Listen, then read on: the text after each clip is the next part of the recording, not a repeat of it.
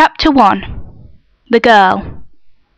Alice could feel beads of moisture crawling over her palms as her heart galloped irregularly, and she forced herself to take long, calming breaths, brushing her long, dark blonde hair out of her ice blue eyes, attempting nonchalance.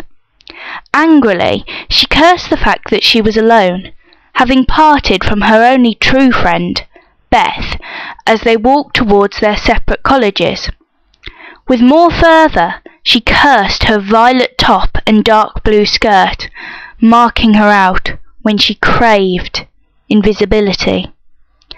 The high street seemed to continue forever, an endless repetition of charity shops and pound stores, leading up to a beautiful archaic building, her college, her sanctuary.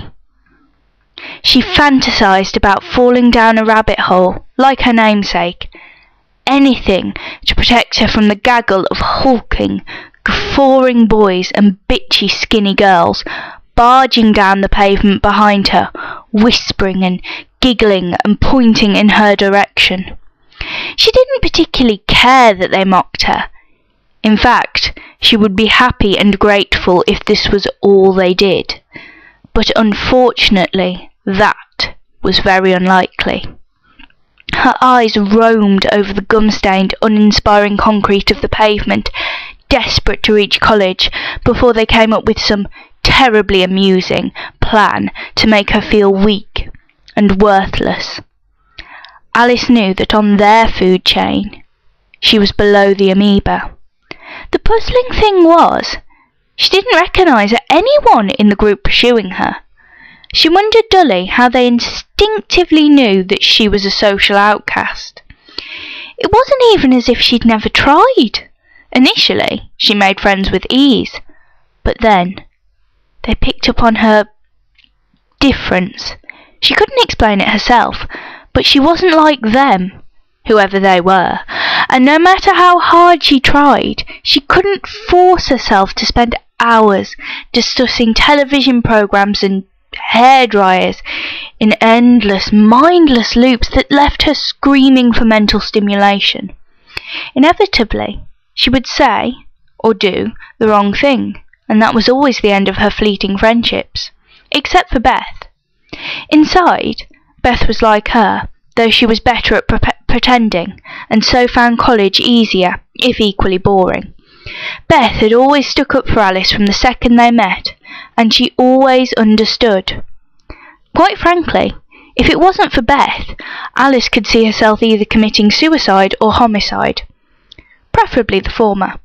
But now they were at different colleges, they rarely saw each other, and it took endless text messages to sustain them through the days of numbing boredom.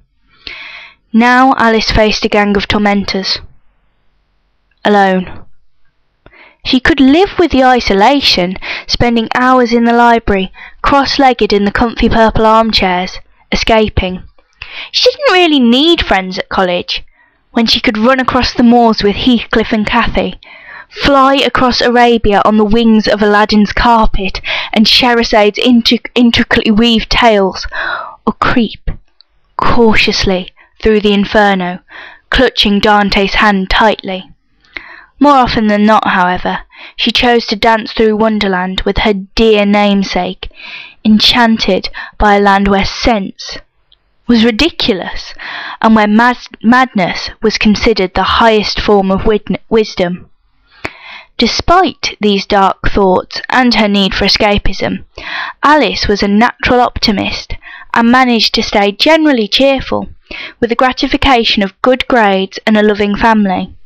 She was always singing and laughing, pretending to be amused by her pretend friends, and dancing around with an air of happy, hippie lightness.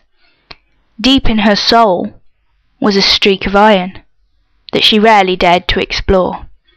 She was a little hurt, but unsurprised that no one she passed in the street noticed her unusually high level of fear and the increasingly aggressive and obvious taunts from the youths who followed her. These spectators didn't notice, didn't care, or simply didn't want to get involved. She knew that, in truth, if she was safe and invisible, she would probably react in a similar fashion. Entirely unexpectedly, she felt the force of an extremely strong blow crunch against the bones of her left cheek, forcing her to stumble backwards to the sound of raucous, mocking laughter, into the shoulder of a boy, almost tripping over his feet. She stood, silent for a second, frozen, like a statue, unable to react. It felt as if she'd been punched in the jaw, but no one had attacked her with fists since primary school. Her fear escalated into near hysterical panic at the thought of receiving another blow, as warm tears traced along her pale cheeks. Alice was vaguely aware that the boy was muttering swear words under his breath, as he grabbed her arm and steered her firmly down an alleyway into a sort of urban clearing. It was pretty standard, really, surrounded by the backyards of local shops, decorated with a bright blue wheeling bin. But there was something strangely peaceful and secluded about the place. "Take deep breaths," he advised in a pleasantly light yet masculine voice, holding out a tissue. Whilst composing herself, she caught a glimpse of her opaque reflection in the dirty shop window, and noticed a large purple bruise highlighting where she had been struck.